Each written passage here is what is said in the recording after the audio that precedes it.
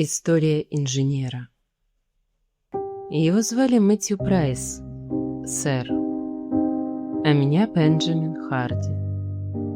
Мы родились с разницей всего в несколько дней, росли в одной деревне и ходили в одну школу. И я даже не могу припомнить времени, когда мы бы не были неразлучными друзьями. И еще мальчишками мы знали, что такое ссоры. У нас не было ни тайных мыслей, ни личных вещей. Все было общее. Мы стояли бы друг за друга до последнего вздоха, не ведая страха. То была дружба, о какой иногда читаешь в книгах.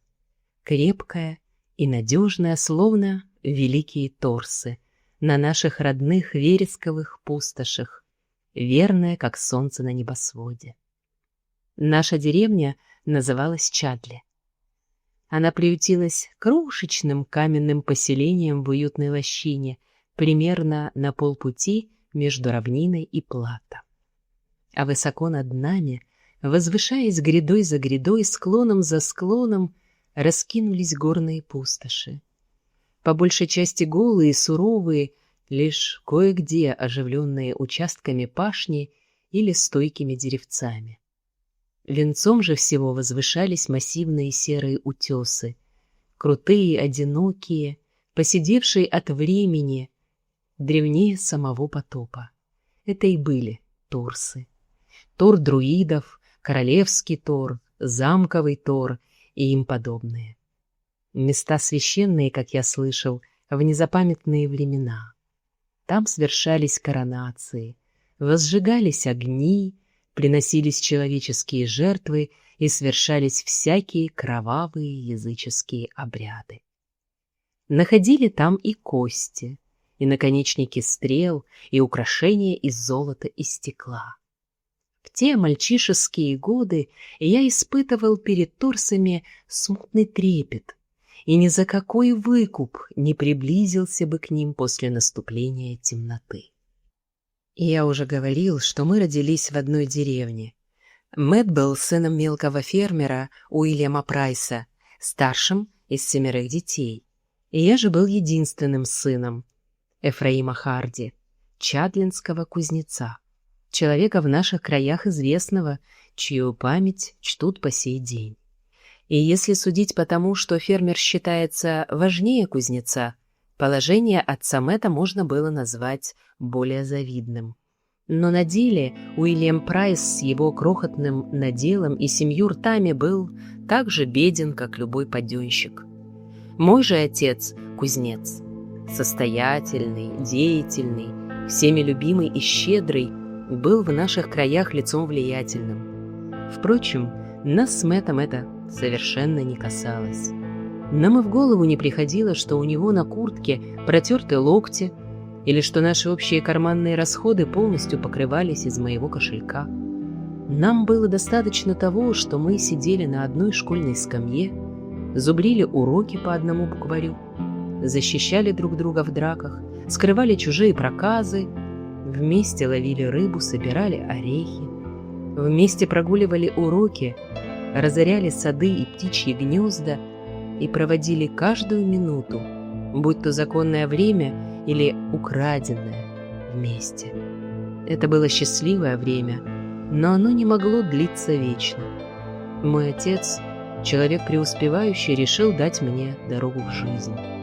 Я должен был знать больше и добиться большего, чем он сам. Кузница была для меня тесна, а маленький мирок Чадли слишком узок. Так вышло, что я все еще таскал школьную сумку, когда Мэтт уже насвистывал, идя за плугом, и в конце концов, когда мой жизненный путь был определен, нас разлучили, как нам тогда казалось, навсегда. Ведь я, сын кузнеца, был пленен огнем и металлом, и потому выбрал профессию инженера-механика. Со временем отец отдал меня в ученики к железному мастеру в Бирмингем, и, попрощавшись с Мэттом, с Чадли и седыми старыми торсами, в тени которых я провел все свои дни, я повернул на север и отправился в черную страну.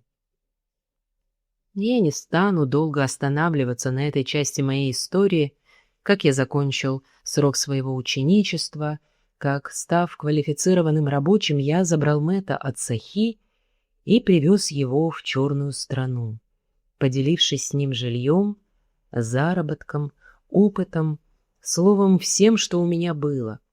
Как он, от природы способный к учебе и полной тихой энергии, шаг за шагом прокладывал себе путь вверх, пока не стал старшим мастером в своем отделе.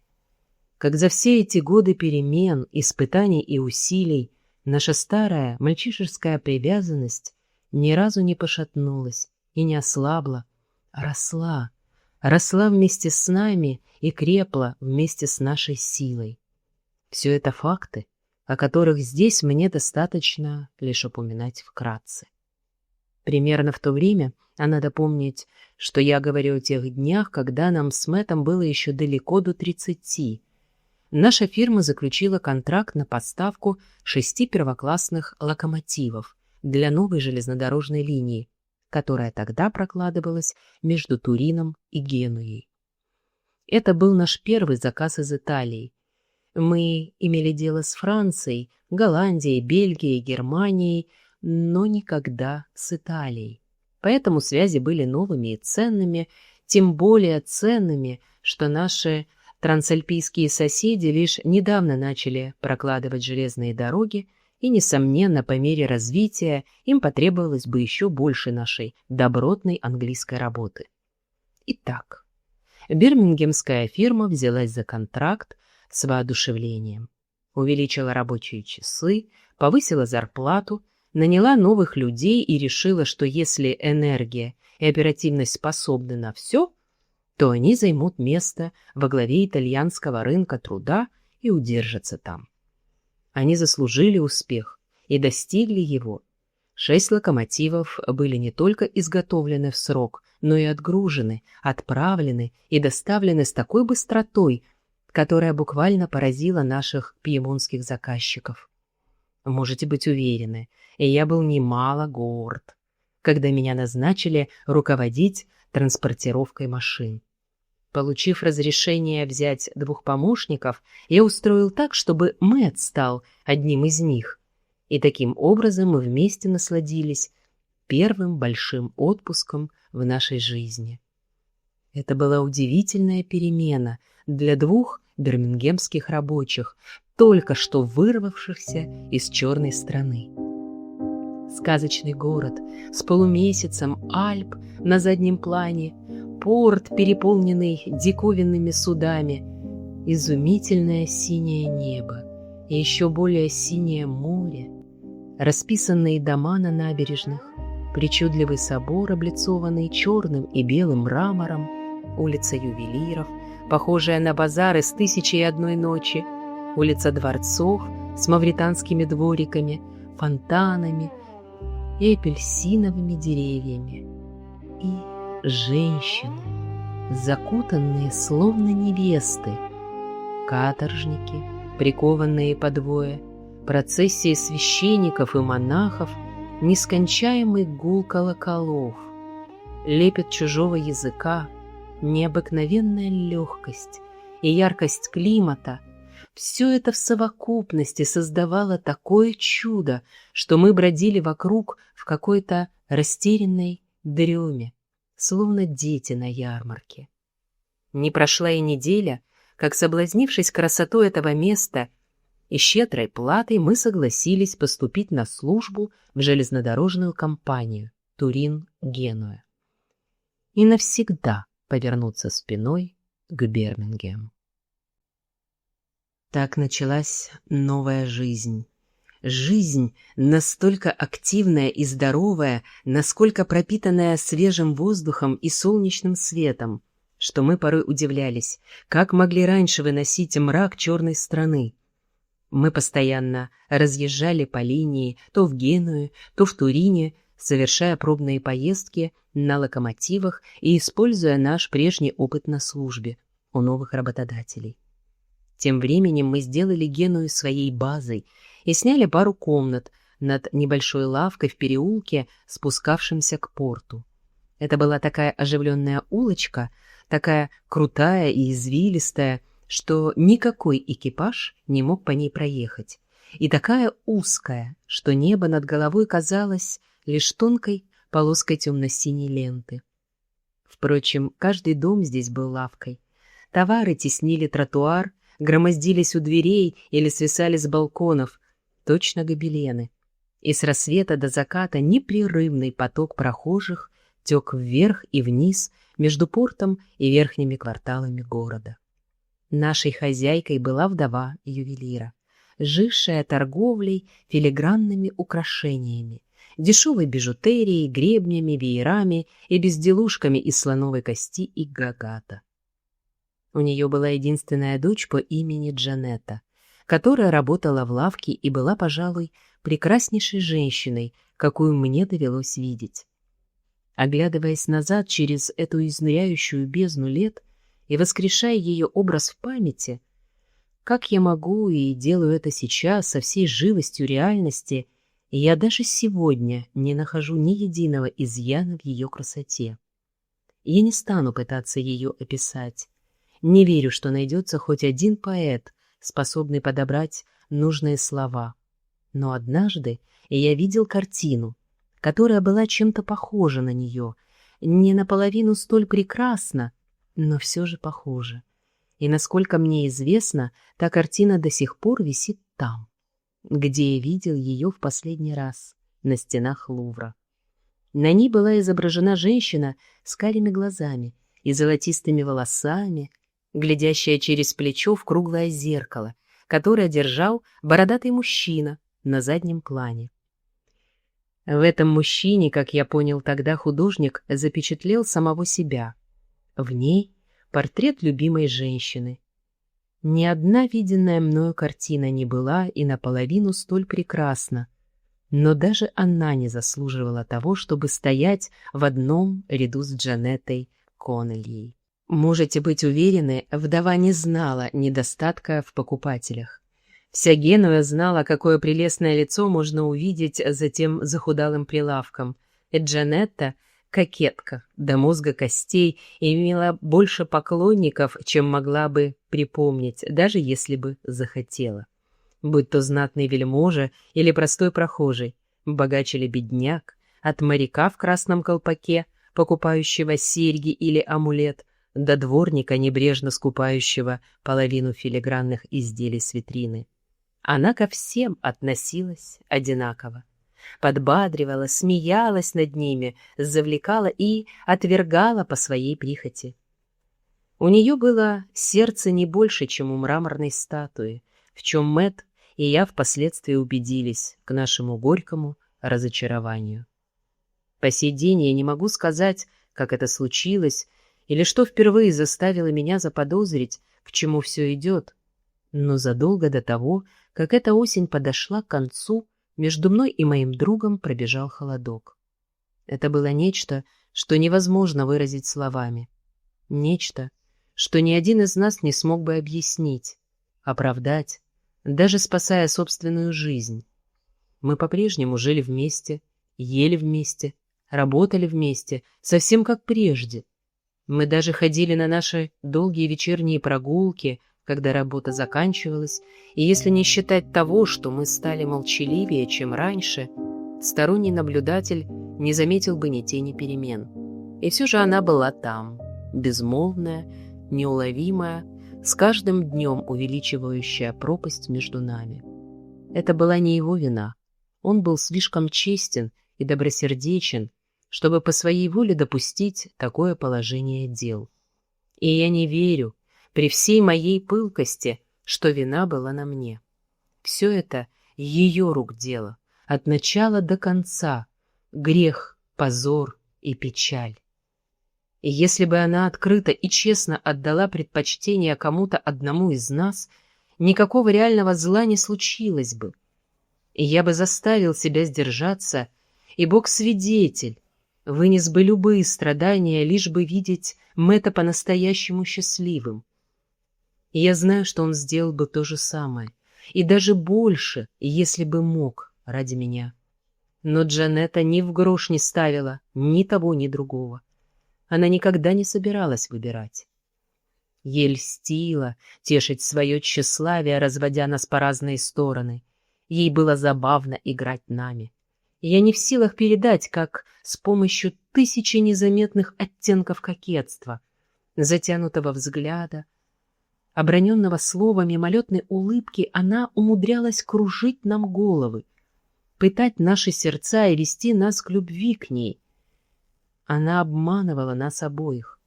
Она питала нас надеждой, она сводила с ума ревностью, она сокрушала нас отчаянием.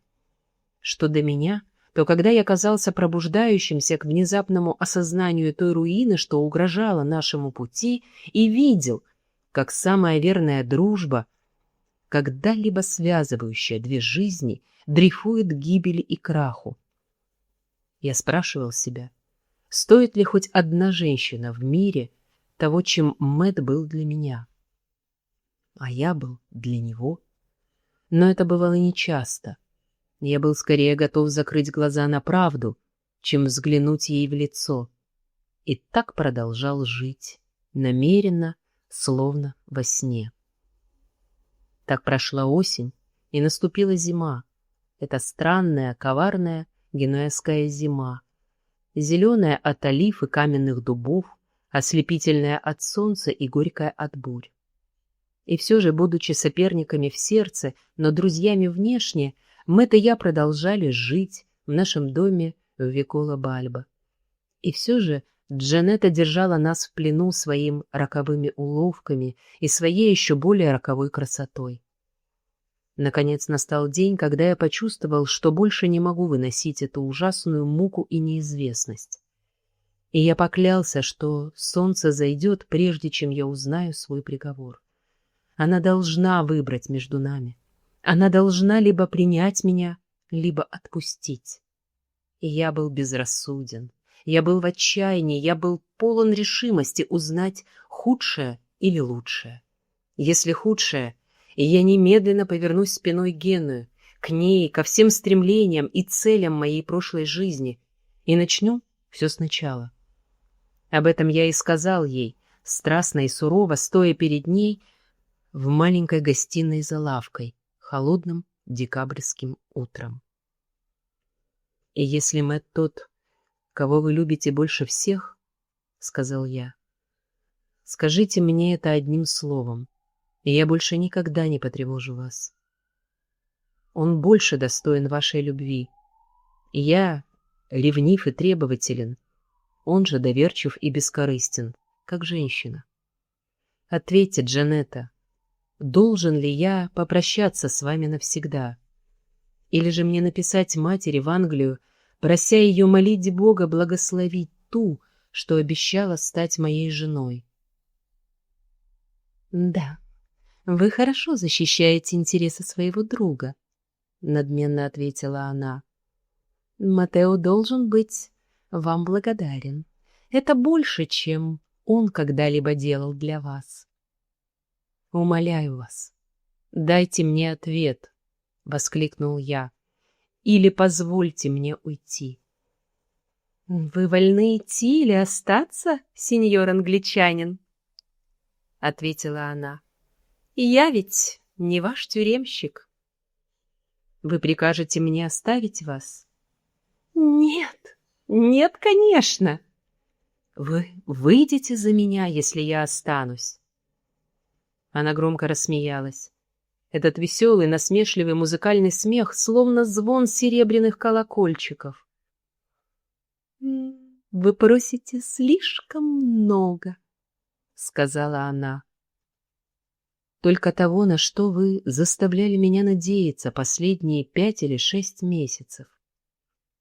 «Да, именно это и говорит Матео. Какие же вы оба утомительные». «О, Джанетта!» — вскричал я в пылу чувств. «Будьте же серьезны хоть на мгновение.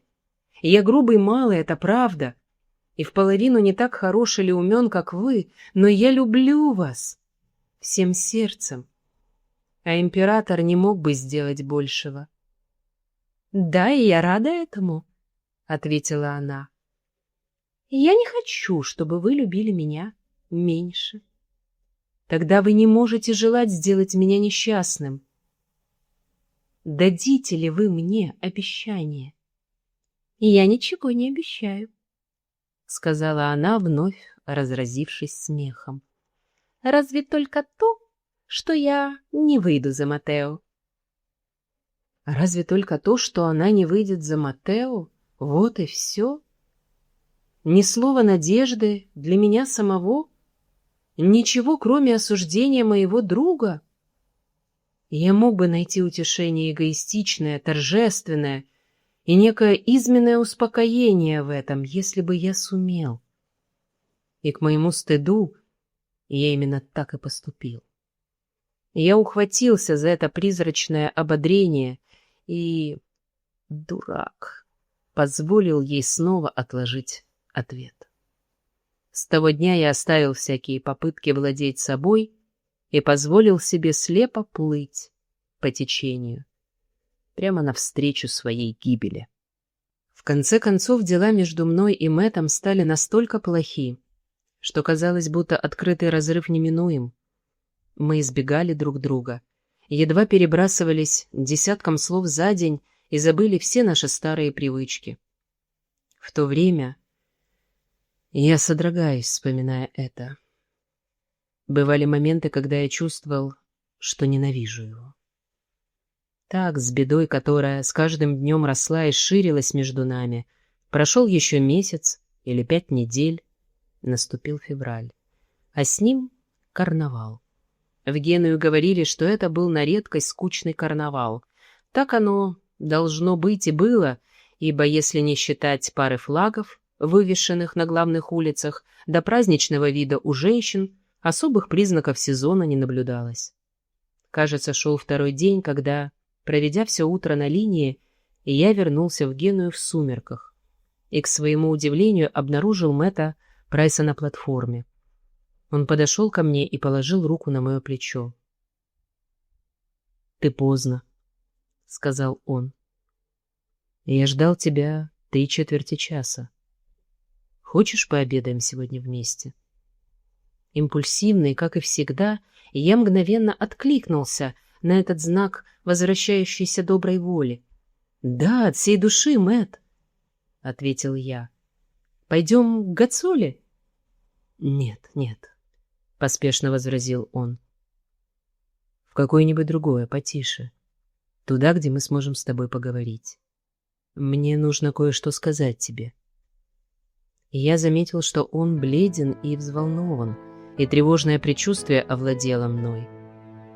Мы выбрали Пескатори, небольшую захудалую троторию неподалеку от старого мола, Моллу Викьё. Там, в полутемном зале, куда захаживали в основном моряки, и где густо пахло табаком, мы заказали наш скромный обед. Мэтт едва притронулся к еде, но вскоре попросил бутылку сицилийского вина и пил его с жадностью. «Ну, Мэтт», — сказал я, когда на стол поставили последнее блюдо. «Какие новости? Расскажи». «Плохие. Я догадался по твоему лицу».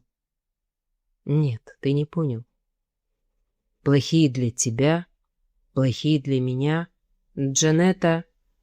«Что? Что с Джанеттой?» Он нервно провел рукой по губам. «Джанетта лжива. Даже хуже, чем лжива», — произнес он хриплым голосом. «Она ценит сердце честного человека так же, как цветок в волосах. Поносит день, а затем выбросит навсегда. Она жестоко обошлась с нами обоими. Я не понимаю тебя. Каким образом? Ради всего святого, говори!» Худшим из всех, какими женщинами может предать тех, кто ее любит. Она продала себя маркизу Лоридана. Кровь прилила к моей голове и лицу горячим потоком. Я едва видел перед собой и не осмеливался довериться собственному голосу. Я видел, как она направлялась к собору. продолжал он торопливо. Это было часа 3 назад. Я подумал, что она идет на исповедь, поэтому отстал и следовал за ней на расстоянии.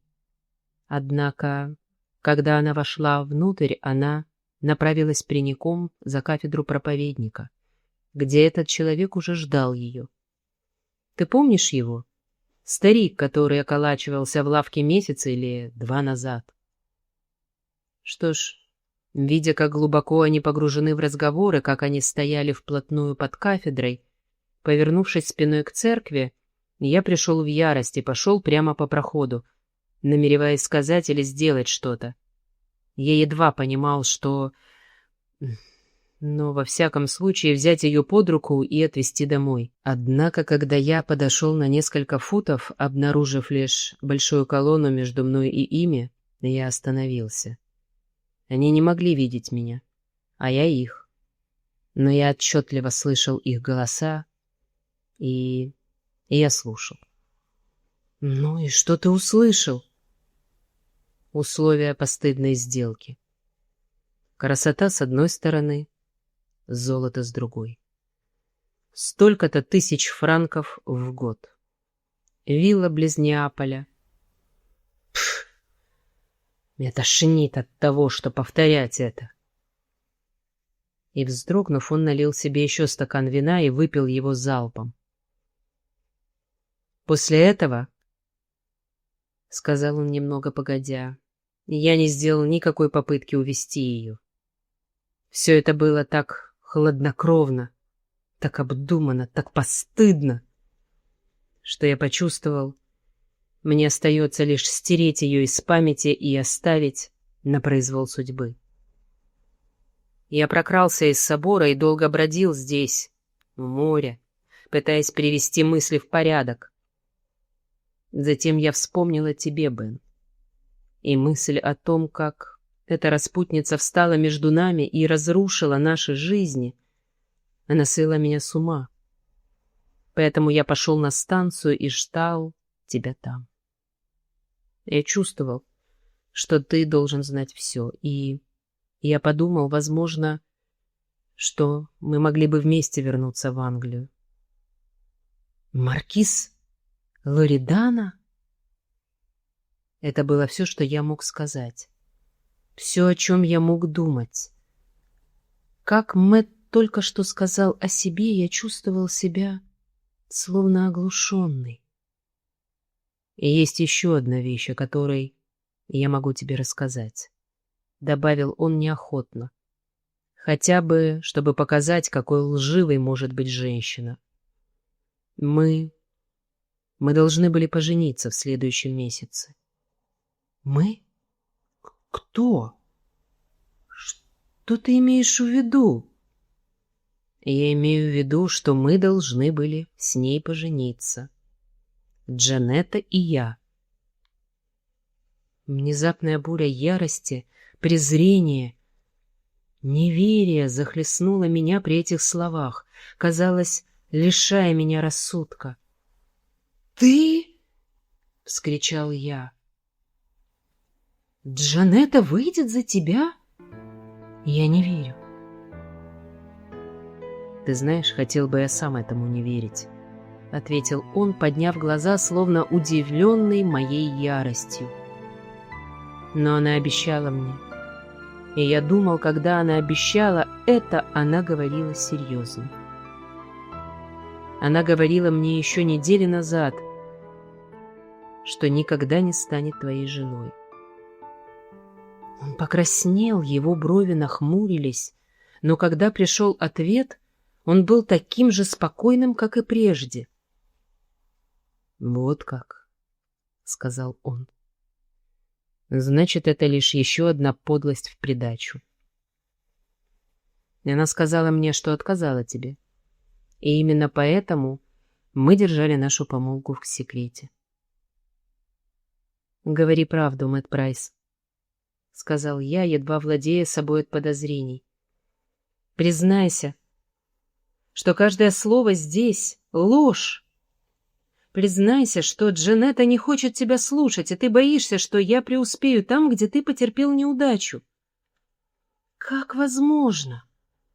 И я преуспею? Как возможно? Все же преуспею.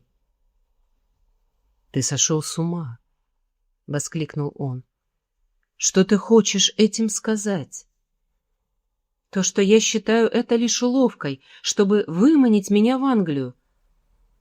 Что я не верю ни единому слогу твоей истории, ты лжец, и я ненавижу тебя. Он поднялся и, положив руку на спинку стула, сурово посмотрел мне в лицо. «Если бы ты не был Бенджамином Харди, — сказал он размеренно, — я бы избил тебя до полусмерти». Не успели эти слова сорваться с его губ, как я бросился на него. И я так и не смог отчетливо припомнить, что было потом. Проклятие! Удар, борьба, мгновение слепой ярости, крик, неразбериха голосов, круг чужих лиц. Затем я вижу Мэтта, лежащего на руках у прохожего, самого себя, дрожащего и ошеломленного. Нож, выпадающий из моих рук. Кровь на полу. Кровь на моих руках. Кровь на его рубашке. И тогда я слышу те страшные слова. «О, Бен, ты убил меня». Он не умер, по крайней мере, не там и не тогда. Его отнесли в ближайшую больницу, где он несколько недель находился между жизнью и смертью. Его состояние, как говорили, было тяжелым и опасным. Нож вошел прямо под ключицу и пронзил легкое. И ему не разрешали говорить или поворачиваться. Он едва мог свободно дышать. Он даже не мог приподнять голову, чтобы выпить воды. Я сидел возле него день и ночь на протяжении всего того скорбного времени. Я оставил службу на железной дороге, я съехал с квартиры в Викола-Бальбо. Я пытался забыть, что такая женщина, как Джанетта Канелья, когда-либо вообще существовала на свете. Я жил только ради Мэтта. И он, я верю, он пытался жить больше ради меня, чем ради себя самого. Так, в горькие часы молчаливой боли и раскаяния, когда никто, кроме меня, не подносил к его губам воду и не поправлял его подушку, старая дружба вернулась, обретя даже больше прежнего доверия и верности. Он простил меня полностью и чистосердечно, и я бы с радостью отдал за него свою жизнь. В конце концов наступило яркое весеннее утро, когда, выписанный как выздоравливающий, он, пошатываясь, вышел через больничные ворота, опираясь на мою руку, слабый, словно младенец. Он не был исцелен, и, как я узнал к своему ужасу и муке, исцеление было невозможно. При должном уходе он мог прожить еще несколько лет, но легкие были повреждены без надежды на излечение, и он уже никогда не смог бы стать сильным или здоровым человеком. Таковы были последние слова главного врача, сказанные мне наедине. Он посоветовал мне немедля везти его дальше на юг. И я отвез. Я отвез его в маленький прибрежный городок под названием Рока, что в 30 милях за Генуей. Уединенное, укрытое от ветров место на ривьере, где море было даже синее неба, а скалы зеленели от диковинных тропических растений, кактусов, алоэ и египетских пальм. Здесь мы поселились в доме мелкого торговца, и Мэтт, выражаясь его собственными словами, взялся за выздоровление всерьез. Но, увы, это была работа, которую никакое усердие не могло ускорить.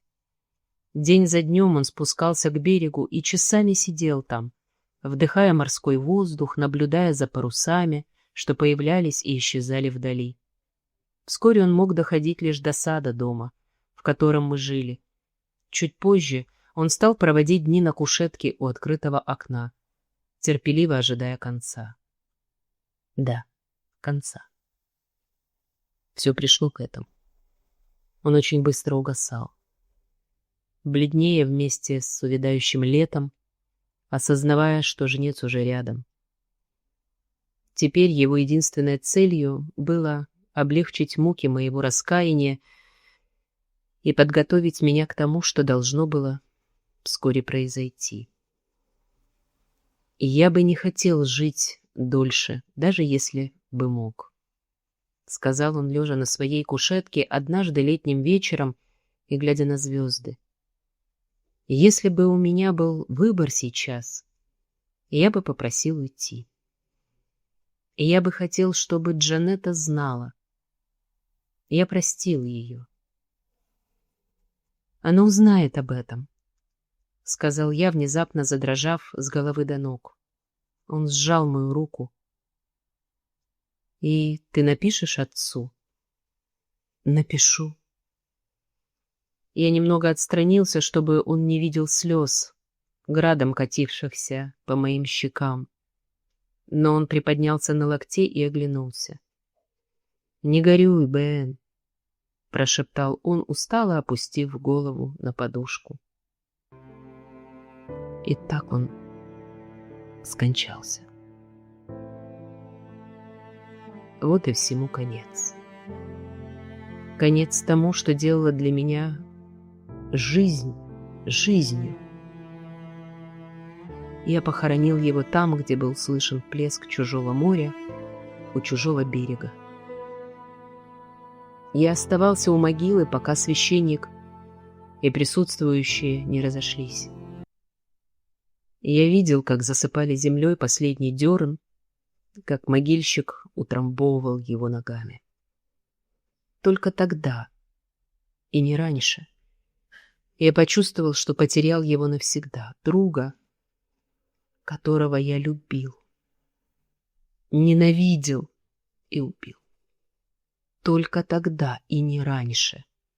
И я понял, что весь покой, радость и надежда для меня в прошлом. С того момента мое сердце ожесточилось, а жизнь наполнилась отвращением. День и ночь, земля и море, труд и отдых, и еда и сон — все стало мне ненавистно. Это было проклятие Каина, и то, что брат простил меня, не сделало его легче. Покоя на земле для меня больше не было, и добрая воля к людям навеки умерла в моем сердце. Раскаяние смягчает одни души, но мое оно отравило. Я возненавидел все человечество, но больше всех женщину, которая встала между нами двумя и разрушила обе наши жизни. Он попросил меня найти ее и передать слова прощения. И я скорее согласился бы отправиться в порт Генуи, надеть шерстяную шапку и тяжелые кандалы любого каторжника, работающего на общественных стройках, чем сделать это. Но, несмотря на все, я сделал все возможное, чтобы исполнить его волю. И я вернулся, один и пешком. И я вернулся, намереваясь сказать ей: «Джанетта Канелия, он простил тебя, но Бог никогда». Но она исчезла. Маленькая лавка была сдана новым жильцам, и соседи знали лишь то, что мать с дочерью покинули это место внезапно, и что Джанетта предположительно находилась под покровительством маркиза Лоредано. Как я наводил справки здесь и там, и узнал, что они уехали в Неаполь, и как, будучи беспокойным и не дорожа своим временем, я работал на французском пароходе, чтобы прокормиться, и последовал за ней. Как, найдя роскошную виллу, которая стала ее домом, я узнал, что она покинула ее дней 10 назад и отправилась в Париж, где маркиз был послом обеих Сицилий. Как, работая на пути обратно в Марсель, а оттуда, частью по реке, частью по железной дороге, я добрался до Парижа. как день за днем я мерил шагами улицы и парки, дежурил у ворот посольства, следовал за ее экипажем и, наконец, после недели ожидания, узнал ее адрес. Как когда я написал письмо с просьбой об аудиенции, ее слуги прогнали меня от дверей и швырнули письмо мне в лицо, как, глядя на ее окна, я тогда вместо прощения торжественно проклял ее с самыми горькими проклятиями, какие только мог измыслить мой язык. И как, совершив это, я стряхнул пыль Парижа с ног своих и стал скитальцем на лице земли. Эти факты, для изложения которых у меня теперь нет места. Следующие 6 или 8 лет моей жизни были достаточно изменчивыми и беспокойными. Мрачный и неугомонный, я брался за любую работу, какую только удавалось найти, пробуя себя во многом и мало заботясь о заработке, лишь бы работа была тяжелой, а перемены постоянными. Прежде всего я нанялся главным механиком на один из французских пароходов, курсировавших между Марселем и Константинополем. В Константинополе я перешел на одно из судов австрийского Ллойда и некоторое время работал на линии Александрия-Яффа и в тех краях. После этого я примкнул к группе людей мистера Лейерда в Каире, поднялся вверх по Нилу и принял участие в раскопках холма Нимрут. Затем я стал инженером на новой пустынной линии между Александрией и Суэцем, а со временем добрался до Бомбея и устроился механиком на одну из великих индийских железных дорог. Я пробыл в Индии долгое время, то есть я прожил там почти 2 года, что для меня было немалым сроком, и, возможно, не уехал бы так скоро, если бы не война, объявленная как раз тогда с Россией. И меня это искушало, ибо я любил опасность и лишение так, как другие люди любят безопасность и покой. Что же до моей жизни, то я с большей охотой расстался бы с ней, чем хранил бы ее в любой день.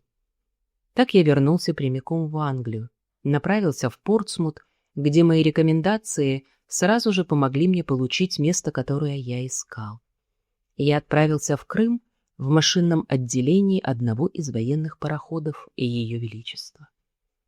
Я, конечно, служил во флоте, пока длилась война, а когда она закончилась, снова отправился странствовать, радуясь своей свободе. А в этот раз я поехал в Канаду и, поработав на строительстве железной дороги у американской границы, вскоре перебрался в Штаты.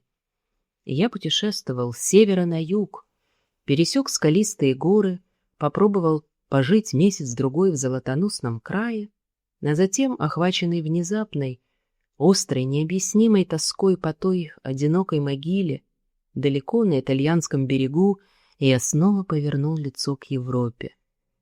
Бедная, маленькая могила. Я нашел ее заросшей сорняками, крест был наполовину разрушен, да и надпись почти стерлась. Казалось, никто не любил его и не помнил. Я вернулся в дом, где мы когда-то жили вместе. Те же люди все еще обитали там и приняли меня радушно. Я остался у них на несколько недель.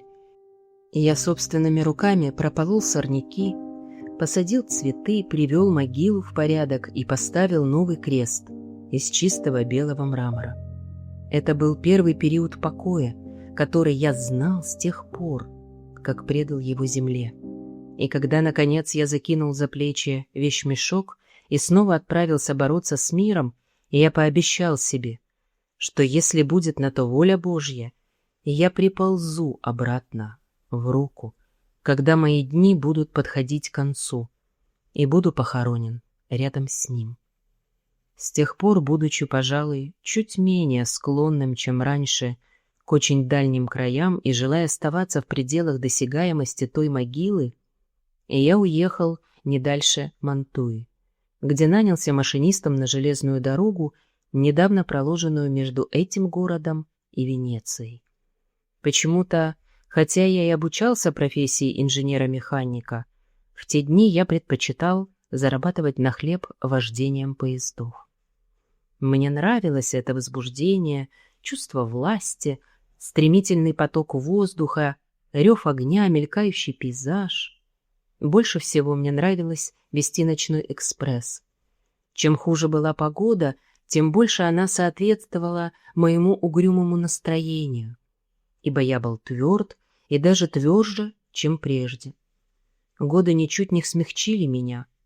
Они лишь утвердили все самое черное и горькое в моем сердце. Я оставался доволен, верен линии Монтуи и работал на ней стабильно более 7 месяцев, когда произошло то, о чем я сейчас собираюсь рассказать. Это было в марте. Погода была уже несколько дней неустойчивой, ночи штормовыми.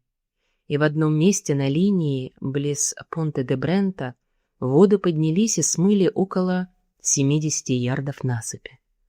С момента этой аварии все поезда были вынуждены останавливаться в определенном месте между Падуей и Понте-де-Бренте, и пассажиры с багажом оттуда должны были доставляться всевозможными экипажами по проселочной дороге к ближайшей станции по другую сторону разрыва, где их уже ждали другой поезд или локомотив.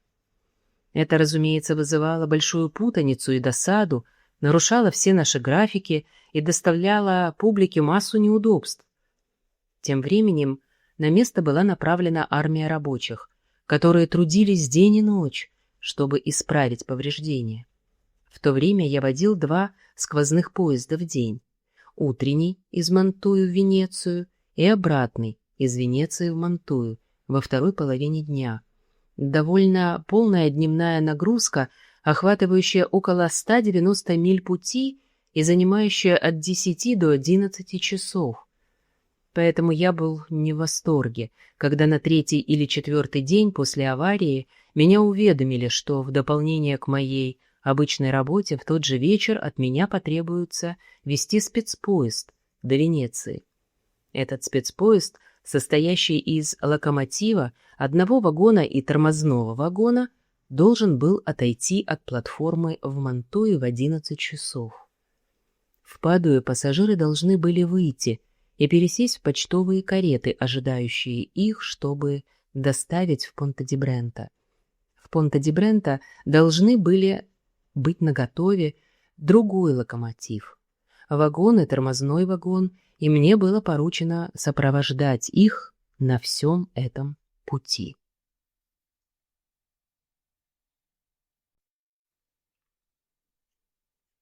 «Тебе незачем смотреть так мрачно, дружище», — сказал Клер, который давал мне указания. «Ты гарантированно получишь солидные чаевые. Знаешь, кто едет с тобой?» «Понятия не имею». «Еще б ты знал, это же герцог Лоредано, неаполитанский посол». «Лоредано?» — пробормотал я. «Какой Лоредано?» «Был один маркиз». Несколько лет назад он был маркизом Лоредано, но с тех пор вступил в права герцогства. Должно быть, он уже очень старый человек. Да, он стар. Ну и что с того? Он по-прежнему здоров, бодр и величав. Ты видел его раньше? Да, сказал я, отворачиваясь. И я видел его много лет назад. А ты слышала о его женитьбе? И я покачал головой. Клерк усмехнулся, потирая руки и пожимая плечами. «Эх, необыкновенная история», — сказал он. «В свое время это наделало невероятного шума. Он женился на своей любовнице, самой обычной вульгарной девице из Генуи. Ну, правда, очень красивой. Но, конечно, ее нигде не принимают. И ее никто не навещает». «Женился на ней?» — воскликнул я. «Невозможно!» «Да ну, уверяю тебя, это правда!» Я поднес руку к голове. Я чувствовал себя так, будто упал или получил удар. «Она едет сегодня?» Запинаясь, спросил я. Ну да, конечно, она всюду ездит с ним. Никогда не выпускает его из виду. Увидишь ее.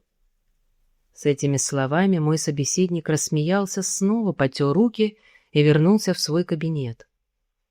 День прошел, я едва ли помню как, но вся моя душа была в смятении от ярости и горечи. И я вернулся с дневной смены около 7:25, а в 10:30 снова был уже на станции. Я осмотрел локомотив, дал указания кочегару насчет топки, проверил запас масла и приготовился. Как раз в тот момент, когда я собирался сверить свои часы с часами в билетной кассе, чья-то рука легла на мое плечо, и голос прошептал мне на ухо: «Вы машинист, который ведет этот спецпоезд?» Я никогда раньше не видел этого человека. Это был невысокий смуглый мужчина, укутанный по самые уши в синих очках, с большой черной бородой и шляпой, надвинутой на глаза.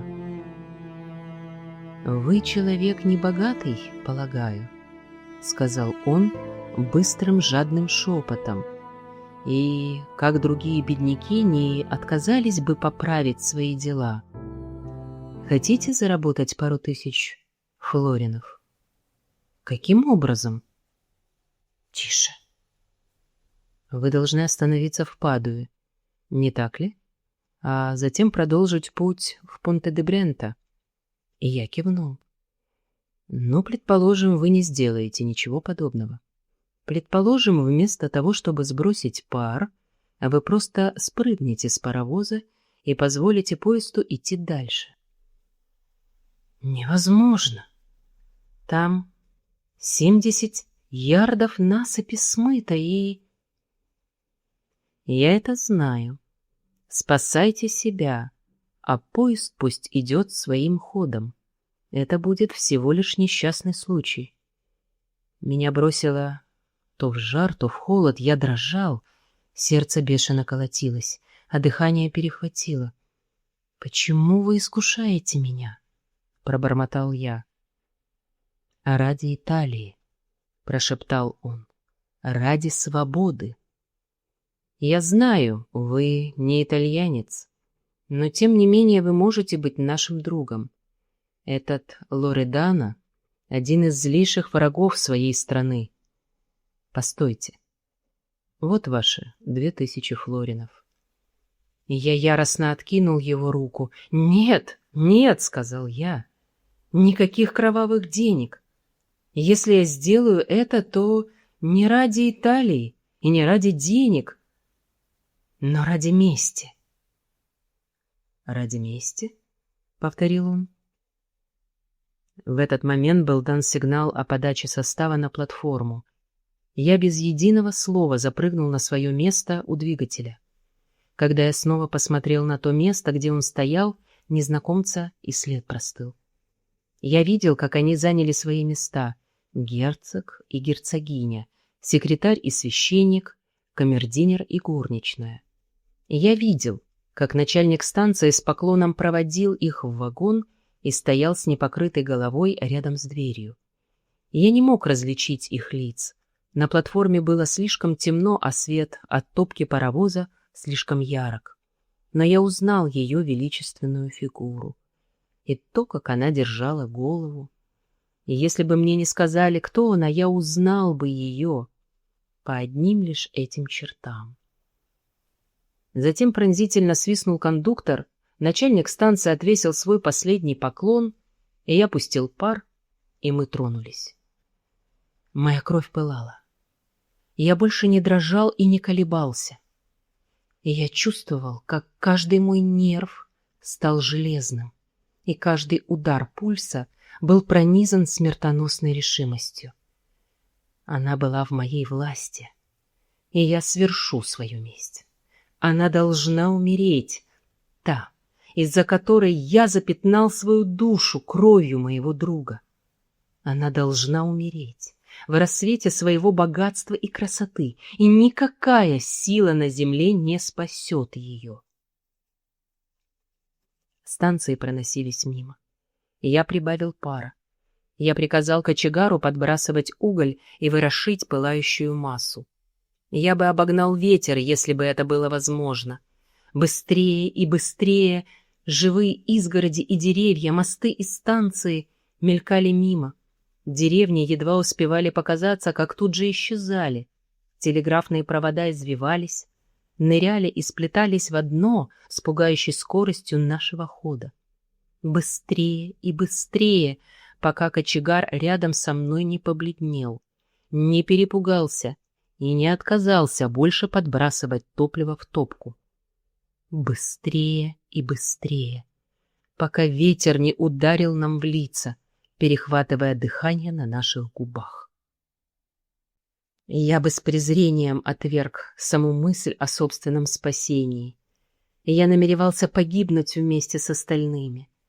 Безумный, каким я был, и я всей душой верю, что в тот момент я был совершенно безумен. И я ощутил мимолетный укол жалости к старику и его свите.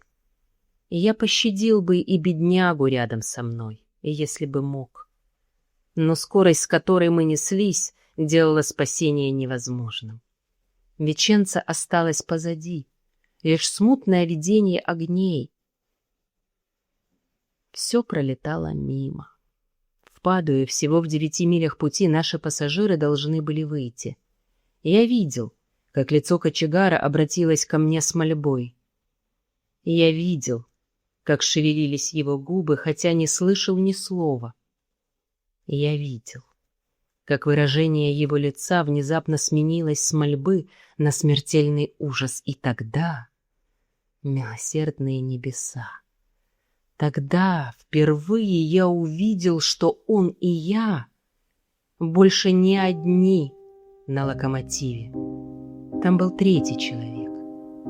Третий, стоявший по правую руку от меня, в то время как кочегар стоял слева. Высокий, статный мужчина с короткими вьющимися волосами и плоской шотландской шапочкой на голове. Когда я отшатнулся в первом потрясении от неожиданности, он шагнул ближе, занял место у рычагов и перекрыл пар. Я открыл рот, чтобы обратиться к нему. Он медленно повернул голову и посмотрел мне в лицо. «Мэтью Прайс!» И я испустил один долгий, дикий крик. В отчаянии вскинул руки над головой и упал, словно сраженный топором. И я готов к возрождениям, которые могут возникнуть против моего рассказа, и я ожидаю, как само собой разумеющееся, услышать, что это была оптическая иллюзия, или что я страдал от давления на мозг, или даже что я находился в состоянии временного помешательства.